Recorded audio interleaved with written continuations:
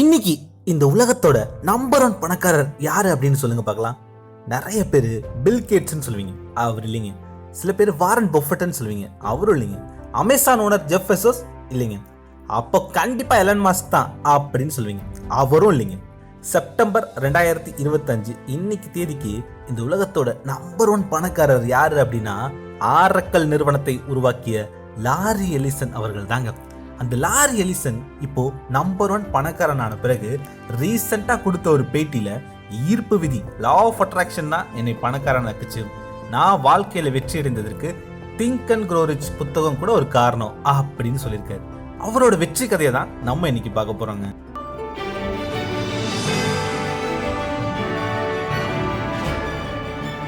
எண்ணுவதெல்லாம் உயர்வு, நான் உங்கள் ஜேஆர். 1943 அமெரிக்காவில் புளோரன்ஸ் அப்படின்ற ஒரு இளம் பெண்ணுக்கும் ஒரு அமெரிக்க விமானிக்கும் காதல் ஏற்படுது. இதை தொடர்ந்து அந்த பெண்மணி கன்சீவ் ஆகுறாங்க. ஆனா அந்த விமானியும் இப்ப என்னால உன்னை கல்யாணம் பண்ணிக்க முடியாது அப்படின்னு மறுப்பு சொல்லிட்டு விமானத்துல பறந்துடுறாரு. அந்த பொண்ணுக்கு வெறும் 19 வயசு தாங்க. இருந்தாலும் அந்த குழந்தைய பெத்தெடுக்கிறாங்க புளோரன்ஸ். ஆகஸ்ட் 17 1944 லாரி எலிசன் பிறக்கிறாரு. அப்பா பேர் தெரியாத குழந்தை, அம்மாவுக்கோ வெறும் 19 வயசு தான். இருந்தாலும் இந்த குழந்தைய நம்ம எப்படியாவது கஷ்டப்பட்டு வளர்க்கணும் அப்படின்னு நம்பிக்கையோட வளர்த்துக்கிட்டு இருக்காங்க. ஆனா அந்த குழந்தைக்கு ஒரு 9 மாசம் இருக்கும்போது அந்த குழந்தை ஒரு நோயால பாதிக்கப்படுது. டாக்டர்கிட்ட போய் காமிக்கும் போது உங்க குழந்தை நிமோனியா நோயால பாதிக்கப்பட்டிருக்கு, உங்க குழந்தை இன்னும் சில மாதங்கள் தான் உயிரோட இருக்கும் அப்படின்னு சொல்லிட்டாங்க. அந்த 19 வயசு அம்மா அப்படியே துடிச்சு போயிட்டாங்க. என் கண்ணு முன்னாடி என் குழந்தை இறக்குறத நான் பார்க்க விரும்பல. குழந்தை இல்லாத ஒரு தம்பதியான லியோன் எலிசன், லூயிஸ் எலிசன் அப்படின்ற தன்னோட சொந்தக்கார அத்தைக்கு லாரி எலிசனை தத்து கொடுத்துட்டு போயிட்டாங்க அந்த அம்மா. என் குழந்தை இறந்தாலும் என்கிட்ட சொல்ல வேணாம், உயிரோட இருந்தாலும் என்கிட்ட சொல்ல வேணாம், என் குழந்தை என்னைக்குமே உயிரோட இருக்கும் நான் நம்புறேன் அப்படின்னு சொல்லிட்டு கிளம்பி போயிட்டாங்க. அதன் பிறகு 48 வருஷம் அந்த குழந்தை இறந்துச்சா உயிரோட இருக்கான்னு அந்த அம்மாவுக்கு தகவலே தெரியாது. 48 வருஷம் கழிச்சு அந்த அம்மாவும் பையனும் சந்திச்சாங்க. அப்ப என்ன நடந்ததுன்னு அப்புறமா சொல்றேன். குழந்தையை தத்தெடுத்த பிறகு அந்த தம்பதி சிக்காகோ நகரத்துக்கு மூவ் ஆயிட்டாங்க. அங்க உள்ள ஒரு சாதாரண ஸ்கூல்ல தான் அவரை படிக்க வைக்கிறாங்க. அந்த அம்மா தாம் பெத்த குழந்தை போல ரொம்ப அன்போடையும் பாசத்தோடையும் லாரி எலிசனை வளர்க்குறாங்க. ஆனா அப்பாவுக்கு அந்த அளவுக்கு அன்புலாம் கிடையாது. தத்து குழந்தைன்னு இல்லை, அவரோட குணமே அப்படித்தான். அவர் ரொம்ப ஸ்ட்ரிக்ட்.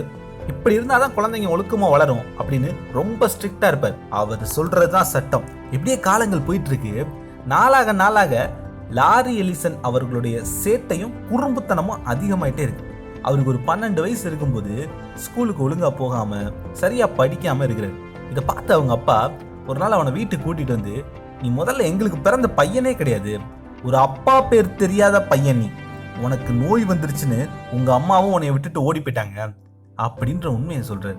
இது கேட்ட பிறகு லாரி எலிசன் அப்படியே உடஞ்சு போயிட்டாரு. என்னப்பா சொல்றீங்க அப்படின்னு கதறி அழுகிறாரு. ஆனா அதன் பிறகு அவரோட நடவடிக்கையில மாற்றம் உண்டாச்சு. ஒழுங்கா படிக்கக்கூடிய பையனா மாறினார். கிட்டத்தட்ட ஒரு படத்துல வர்ற திரைக்கதை மாதிரி இருக்குல்ல, ஆனா நிஜமாவே உண்மையிலே இதான் நடந்தது. அதன் பிறகு வெறித்தனமா படிக்கிறாரு லாரி எலிசன். அவருக்கு அறிவியல் பாடங்கள்ல ஆர்வம் அதிகம் உண்டாச்சு. இதை தொடர்ந்து இலியானிஸ் யூனிவர்சிட்டியில அறிவியல் படிப்புல சேர்றாரு. 1962 science student of the year அப்படின்ற அவார்டு அவருக்கு கிடைச்சதுங்க. அமெரிக்காவிலேயே சிறந்த சயின்ஸ் ஸ்டூடெண்ட் அப்படின்ற அவார்டு. அந்த அளவுக்கு விரைத்தனமா படிக்கிறாரு. எல்லாம் சரியா தாங்க போயிட்டு இருந்துச்சு. 1964 அடுத்த சில மாதங்கள்ல அவர் கல்லூரி படிப்பை முடிக்க போறாரு. கடைசி செமஸ்டர் எக்ஸாம் எழுதணும். அந்த செமஸ்டர் முடிச்சிட்டார் அப்படின்னா டிகிரி கிடைச்சிடும். ஆனா எக்ஸாமுக்கு சில நாட்களுக்கு முன்னாடி லாரி எலிசன் அவர்களுடைய அந்த வளர்ப்பு தாய் இறந்து போயிட்டாங்க. இந்த உலகத்துல அவருக்குன்னு இருந்த ஒரே அன்பான உயிர் அந்த வளர்ப்பு அம்மா தான். அவர் காலேஜ்ல அதிகமாலாம் பேச மாட்டாரு, பெருசா நண்பர்களும் கிடையாது. அம்மா தான் அவருக்கு எல்லாமே. அந்த அம்மா இல்லைன்னு தெரிஞ்சதுமே அப்படியே உடஞ்சு போயிட்டாருங்க. அவரால் எக்ஸாமுக்கெல்லாம் போக முடியல. அம்மாவே இல்லை, இனிமே நம்ம படிச்சு என்ன ஆக போகுது, இனிமே நம்ம வேலைக்கு போய் என்ன ஆக போகுது, வெற்றி அடைந்து என்ன ஆக போகுது அப்படின்னு வாழ்க்கை மேலேயே ஒரு விரக்தி. காலேஜை டிஸ்கண்டினியூ பண்ணிட்டாரு. இதே மாதிரி 1 வருஷம் 2 வருஷம் எங்கேயுமே போல, வீட்டுக்குள்ளேயே இருந்தார். அப்பதான் யதார்த்தமா ஒரு நாள் நெப்போலியன் ஹில் அவர்களுடைய ஒரு ஸ்பீச்சை அப்படியே ரேடியோவில் கேட்டாராம். அது அவருக்கு ரொம்ப இன்ஸ்பைரிங்காக இருந்தது. இதை தொடர்ந்து அவர் கொஞ்சம் கொஞ்சமா வெளி இடங்களுக்கு போக ஆரம்பிக்கிறார். 2 வருஷம் கழிச்சு மறுபடியும் சிகாகோ யூனிவர்சிட்டியில மேக்ஸ் படிப்புல சேர்றாரு. அந்த யூனிவர்சிட்டியில தான் முதல்ல கம்ப்யூட்டரை பார்க்குறாரு. 1966 முதல்ல சிகாகோ யூனிவர்சிட்டியில கம்ப்யூட்டரை யூஸ் பண்றாரு. அடுத்து இந்த உலகத்தோட எதிர்காலம் கம்ப்யூட்டர் தான் அப்படின்னு அவருக்கு அப்பவே புரிஞ்சிருச்சுங்க. இங்கிருந்து மேக்ஸோ பிசிக்ஸோ படிக்கிறனால வேலைக்காகாது. அதே மாதிரி இதே யூனிவர்சிட்டியில கம்ப்யூட்டர் படிக்க நம்ம கிட்ட காசும் இல்லை, நம்ம ப்ராக்டிக்கலா வேலை பார்த்து தெரிஞ்சுக்கலாம் அப்படின்னு அங்கிருந்து கலிபோர்னியாவுக்கு மூவ் ஆயிட்டார். கலிபோர்னியா போன உடனே அவருக்கு டக்குன்னு எந்த கம்ப்யூட்டர் கம்பெனிலையும் வேலை கிடைக்கல. அப்ப இருந்த கம்ப்யூட்டர் நிறுவனங்களும் ரொம்ப ரொம்ப கம்மி. கலிபோர்னியா போன பிறகு அவர் ஒரு பில்டிங் கான்ட்ராக்டரா வேலை பார்த்தாரு, அப்புறம் பில்டிங் டெக்னீஷியனா வேலை பார்த்தாரு. அப்பதான் அவராவே கொஞ்சம் கொஞ்சமா முயற்சி எடுத்து கம்ப்யூட்டர் சம்பந்தமான புத்தகங்களை வாங்கி வாசிக்கிறார். அப்படி கம்ப்யூட்டர் சம்பந்தமான புத்தகங்களை வாங்க போன போதுதான் நெப்போலியன் ஹில் அவர்கள் எழுதின திங்க் அண்ட் க்ரோ ரிச் புத்தகத்தை ஒரு கடையில பாக்குறாரு. நெப்போலியன் ஹில்லா, இவரோட ஆடியோவை நம்ம ஒரு தடவை ரேடியோல கேட்டிருக்கோமே, இவர் புத்தகம் கூட எழுதியிருக்கிறாரா அப்படின்னு அந்த புத்தகத்தை எடுத்து வாசிக்க ஆரம்பிச்சாருங்க. அந்த புத்தகத்துல சொன்னது போல, நீ பணக்காரன் ஆகணும்னு நினைச்சா உன்னால பணக்காரன் ஆக முடியும், ஆனா உன்னுடைய இலக்கு எப்போதும் உயர்வா இருக்கணும் அப்படின்னு போட்டிருந்தது. உடனே ஒரு உயர்வான இலக்கை தீர்மானிச்சாரு. அது என்ன இலக்குன்னு தெரியுமா? நான் பணக்காரனாவேன், கலிபோர்னியாலேயே நம்பர் 1 பணக்காரன் இல்லை, அமெரிக்காவிலேயே நம்பர் 1 பணக்காரன் இல்லை, இந்த உலகத்திலேயே நம்பர் 1 பணக்காரனா மாறுவேன் அப்படின்னு இலக்கை தீர்மானிச்சாராம். இதை தொடர்ந்து அவர் இலக்கை தீர்மானிச்ச சில நாட்கள்லேயே அவருக்கு ஒரு நல்ல கம்ப்யூட்டர் கம்பெனில வேலையும் கிடைச்சது. 1970 ஆம்தால் கார்பரேஷன் அப்படின்ற ஒரு நிறுவனத்துல அவருக்கு முதல்ல ஒரு கம்ப்யூட்டர் வேலை கிடைக்குது. அங்க 3 வருஷம் வேலை பார்த்த பிறகு 1973 தான் ஆம்பெக்ஸ் கார்பரேஷன் அப்படின்ற ஒரு நிறுவனத்துல வேலை கிடைக்குது. அங்கதான் அவரு டேட்டாபேஸ் டிபி பத்தி நிறைய விஷயங்களை தெரிஞ்சுக்கிறாரு. அவரு IBM நிறுவனத்துக்காக சில ப்ராஜெக்டுகளை அந்த கம்பெனில செய்யறாரு. டேட்டாபேஸ்னா என்ன அப்படின்றத அப்பதான் அவர் கத்துக்கிறாரு. அது வரைக்கும் இந்த டேட்டாபேஸ் அப்படின்றது வெறும் நோட்ல தான் எழுதி வைப்பாங்க. அப்பதான் கொஞ்சம் கொஞ்சமா கம்ப்யூட்டர்கள்லாம் வந்துகிட்டு இருக்கு, கம்ப்யூட்டர் காலத்துக்கு மாற ஆரம்பிச்சுக்கிட்டு இருக்காங்க. அதனால இனிமே டேட்டாபேஸ் எல்லாத்தையுமே சிஸ்டம்ல பதிவு பண்ணி வைக்கணும் அப்படின்ற தேவை ஏற்பட்டுச்சு.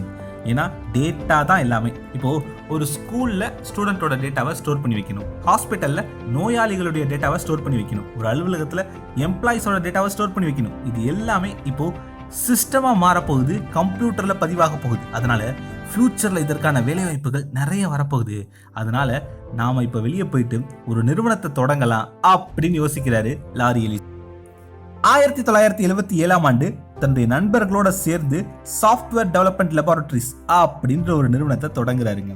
வெறும் 2000 ரூபாய் முதலீட்டில் தான் இந்த நிறுவனத்தை அவங்க தொடங்கினாங்க. அதுல லாரி எலிசனுடைய பங்கு மட்டும் $1200. இதை தொடர்ந்து ஆரக்கல் V2 அப்படின்ற ஒரு டேட்டாபேஸை அவங்க முதல்ல கட்டமைச்சு ரிலீஸ் பண்ணாங்க. அமெரிக்காவின் உளவுத்துறையான CIA அவங்களுக்கு இவங்க டேட்டாபேஸை பண்ணி கொடுத்தாங்க. இதுவே மார்க்கெட்ல மிகப்பெரிய விளம்பரமா இவங்களுக்கு கிடைச்சது. CIAவுக்கு நாங்க தாங்க டேட்டாபேஸ் பண்ணி தரோம் அப்படின்னு அவங்களுக்கு சில ஆர்டர்களும் கிடைச்சது. கொஞ்சம் கொஞ்சமா மக்கள் மத்தியில பிரபலமாச்சு. எல்லாம் சரியா போயிட்டு இருந்தது.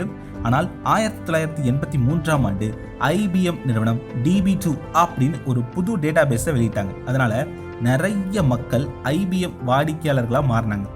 இவங்களுக்கு கொஞ்சம் நஷ்டமாச்சு. லாரி எலிசன் அவர்களால நிறுவனத்தை தொடர்ந்து நடத்த முடியல, பணமும் இல்லை. அதனால IBM நிறுவனத்துக்கிட்டே போயிட்டு நீங்க எங்க நிறுவனத்தை வாங்கிக்கிறீங்களா அப்படின்னு கேட்டு பார்த்தாங்க. நேத்து பெஞ்ச மலையில இன்னைக்கு முளைச்ச காளான் இந்த ஆரக்கல் கம்பெனி, உன்னையெல்லாம் நான் வாங்கணுமா? என்னோட போட்டி தாங்காம நீங்களே நஷ்டப்பட்டு கொஞ்ச நாள்ல போயிருவீங்க, உன்னையெல்லாம் நான் எதுக்கு வாங்கி காசை வீணாக்கணும் அப்படின்னு அவமானப்படுத்தி அனுப்பிட்டாங்க. IBM நிறுவனம் செஞ்ச மிகப்பெரிய தவறு. ஒருவேளை அன்னைக்கு மட்டும் IBM நிறுவனம் ஆரக்கல் நிறுவனத்தை வாங்கியிருந்தாங்க அப்படின்னா அடுத்த பல வருடங்களுக்கு IBM நிறுவனம் தான் முதலிடத்துல இருந்திருக்கும். மைக்ரோசாஃப்டோ கூகுளோலாம் பெரிய இடத்துல வந்திருக்கவே முடியாது. என்னைக்குமே மிகப்பெரிய நிறுவனமா IBM இருந்திருக்கும். ஆனால் IBM வரலாறுல செஞ்ச மிகப்பெரிய தவறு. அப்பதான் லாரி எலிசன் யோசிச்சாரு, நாம எதுக்காக இந்த ஆரக்கல் நிறுவனத்தை தொடங்கணும், நம்பர் 1 பணக்காரனா மாறணும் அப்படின்னு தொடங்கணும், கண்டிப்பா அது நடக்கும் அப்படின்னு நம்பிக்கையோட உட்காந்து வேலை பார்க்கிறாரு. என் கம்பெனியா வாங்க மாட்டீங்க, நான் மிகப்பெரிய கம்பெனி அதை மாத்தி காட்டுறேன்டா அப்படின்னு வெறித்தனமா ஆரக்கல் 3 அப்படின்னு ஒரு சாஃப்ட்வேரை ரிலீஸ் பண்ணாரு. அது மட்டும் இல்லாம எங்களோட ஆரக்கல் சாஃப்ட்வேர் வாங்கினீங்க அப்படின்னா அடுத்தடுத்த 4 வருஷங்களுக்கு வரக்கூடிய புது வெர்ஷன்ஸை நீங்க ஃப்ரீயாவே அப்டேட் பண்ணிக்கலாம், சல்லி காசு தர வேணாம் அப்படின்னு அறிவிச்சாங்க. இதன் மூலம் நிறைய வாடிக்கையாளர்கள் ஆரக்கலை வாங்க ஆரம்பிச்சாங்க. இதைத் தொடர்ந்து 1986ஆம் ஆண்டு ஆரக்கல் நிறுவனம் பங்குச்சந்தையில பட்டியலிடப்பட்டுச்சு. ஆரக்கல் நிறுவனம் மிகப்பெரிய லாபமும் அடைஞ்சது. ஆரக்கல் நிறுவனத்தினுடைய ஓனர் லாரி எல்லிசன் அவர்கள் டெக்னிக்கலா ரொம்ப ஸ்ட்ராங்கான ஆள், ஆனா பினான்சியலா ரொம்ப வீக்கா இருந்தது. இதைத் தொடர்ந்து நிறுவனம் கொஞ்சம் கொஞ்சமா நஷ்டத்தை நோக்கி போக ஆரம்பிச்சது. அது மட்டும் இல்லாம 1991ஆம் ஆண்டு ஆரக்கல் 6 அப்படின்ற ஒரு சாஃப்ட்வேரை ரிலீஸ் பண்ணாங்க. அதுல ஏகப்பட்ட பக் இருந்ததுங்க. அவங்க எதிர்பார்த்த அளவுக்கு அந்த சாஃப்ட்வேர் ஒர்க் ஆகவே இல்லை. அவ்வளவுதான், ஆரக்கல் 6 அப்படின்ற இந்த சாஃப்ட்வேர் சரியா போகாதனால நிறுவனத்தையே இழுத்து மூட வேண்டிய நிலை வந்துருச்சு. 1991ஆம் ஆண்டு தங்களுடைய ஊழியர்களுக்கு கூட பணம் கொடுக்க முடியாத அளவுக்கு நஷ்டத்தை சந்திச்சது. ஆரக்கல் நிறுவனம் திவாலாகிற நிலைக்கு வந்துருச்சு. ஆனா அப்ப மறுபடியும் ஒரு மோட்டிவேஷனுக்காக திங்க் அண்ட் க்ரோ ரிச் புத்தகத்தை அவர் படிச்சாராம். அது மட்டும் இல்லாம ஒரு சின்ன பிரேக் எடுத்துட்டு சில இடங்களுக்கு டிராவல் பண்ணாராம். அந்த புது நம்பிக்கையும் ஒரு மோட்டிவேஷனும் அவருக்கு ஒரு உத்வேகத்தை கொடுத்தது. இதை தொடர்ந்து அக்கௌண்டிங்க்கு சரியான ஆட்களை நியமிச்சாரு. அவரு டெக்னிக்கலா அடுத்த ஆரக்கல் 7 எப்படி வரணும் அப்படின்றதுல மட்டும் கான்சென்ட்ரேட் பண்ணாரு. கொஞ்சமா முயற்சி எடுத்து அடுத்த சில மாதங்கள்ல 1992ஆம் ஆண்டு ஆரக்கல் 7 அப்படின்ற ஒரு புது சாஃப்ட்வேரை ரிலீஸ் பண்ணாங்க. அது மக்கள் மத்தியில மிகப்பெரிய புரட்சியை உண்டு பண்ணுச்சுன்னு தான் சொல்லணும். இந்த ஆரக்கல் 7 அப்படின்ற சாஃப்ட்வேர் மூலமா ஏகப்பட்ட வாடிக்கையாளர்கள் கிடைச்சாங்க. அன்னைக்கு மார்க்கெட்ல இருந்த ஐபிஎம் நிறுவனம், சாப் நிறுவனம், மைக்ரோசாஃப்ட் எஸ்கியூஎல் சர்வர், அது எல்லாத்தையும் விட இந்த ஆரக்கல் தான் கிங்கு. இனிமே டிபினாலே ஆரக்கல் தான் அப்படின்ற அளவுக்கு மக்கள் அதை வாங்க ஆரம்பிச்சாங்க. ஆரக்கல் நிறுவனம் நம்பர் 1 டேட்டாபேஸ் நிறுவனமா மாறிச்சு. 1993ஆம் ஆண்டு இந்த உலகத்துல உள்ள முக்கியமான டாப் 20 பணக்காரங்கள்ல இவரும் ஒருத்தரா மாறினார். அதே நேரம் லாரி எலிசன் அடுத்து என்ன அப்படின்னு யோசிக்க ஆரம்பிச்சார். 1995 அந்த காலகட்டத்தில் இன்டர்நெட் பயங்கரமா வளர்ச்சி அடைந்தது. அடுத்து இன்டர்நெட் பேஸ் பண்ணி நம்மளோட டிபியை கட்டமைக்கணும், ஏன்னா இன்டர்நெட் தான் அடுத்த உலகம் அப்படின்னு சொல்றாங்க, நம்ம இப்பவே அதற்கு தயாராகணும் அப்படின்னு அதற்கு தகுந்த மாதிரி ஆரக்கல் சாஃப்ட்வேரை உருவாக்குனாங்க.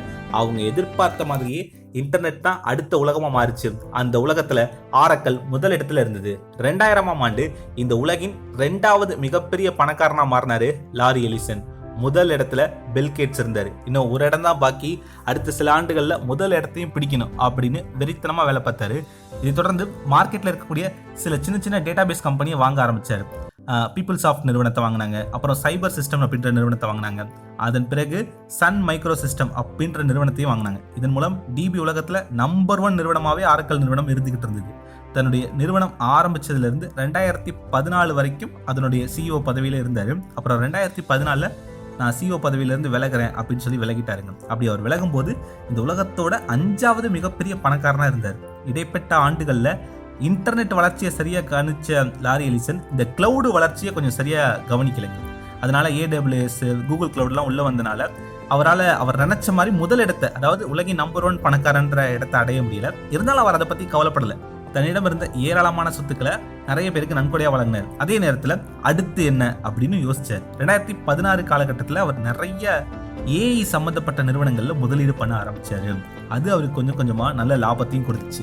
இன்னைக்கு 2025ல அவர் முதலீடு பண்ண ஏஐ நிறுவனங்கள் மிகப்பெரிய வளர்ச்சி அடைந்ததன் காரணமாகவும், ஆரக்கல் நிறுவனம் நிறைய ஏஐ நிறுவனங்களோட பார்ட்னர்ஷிப் வைத்துக் கொண்டதன் காரணமாகவும் ஆரக்கல் நிறுவனத்தோட பங்குச்சந்தை மதிப்பு அதிகமாச்சுங்க. இன்னைக்கும் ஆரக்கல் நிறுவனத்தினுடைய 40% பங்குகள் அவர்கிட்ட இருக்கு. அதனால இன்னைக்கு 2025ல உலகின் நம்பர் 1 பணக்காரனா அவர் மாறி இருக்கிறாருங்க. இப்பதான் அவர்கிட்ட பத்திரிகையாளர்கள் இந்த கேள்வியை கேட்டாங்க, நீங்க இன்னைக்கு உலகின் நம்பர் 1 பணக்காரர் எப்படி உணர்றீங்க அப்படின்னு கேட்டபோது, நான் இன்னைக்கு இல்லைங்க, 40 வருஷத்துக்கு முன்னாடி ஆரக்கல் நிறுவனத்தை தொடங்கும் போதே நான் தான் நம்பர் 1 பணக்காரன் அப்படின்ற அந்த உணர்வோட தான் தொடங்கினேன். இன்னைக்கு அது ரியலா நடந்திருக்கு. ஆனா 40 வருஷத்துக்கு முன்னாடியே திங்க் அண்ட் க்ரோ ரிச் புத்தகத்தை படிக்கும் போதே எனக்குள்ள அந்த உணர்வு வந்துருச்சுங்க அப்படின்னு அவர் சொன்னாருங்க. செமல, ஒரு வெற்றியாளனை போல உணருங்கள். ஒரு பணக்காரனை போல நீங்கள் உங்களை உணரும் போது பணம் தன்னால் உங்களை தேடி வரும் அப்படின்னு சொல்றாங்க. அது அடுத்த 2 வருஷத்துல நடக்கலாம், 20 மாசத்துல நடக்கலாம், இல்ல அடுத்த 2 மாசத்துல கூட நடக்கலாம். ஆனா எனக்கும் அதிசயங்களும் அற்புதங்களும் நடக்கும்னு முழுசா நம்புங்க. அதுதான் ஆரக்கல் நிறுவனத்தை உருவாக்கிய லாரி எலிசன் அவர்கள் நமக்கு சொல்லித்தரக்கூடிய பாடம். Dream big, achieve big.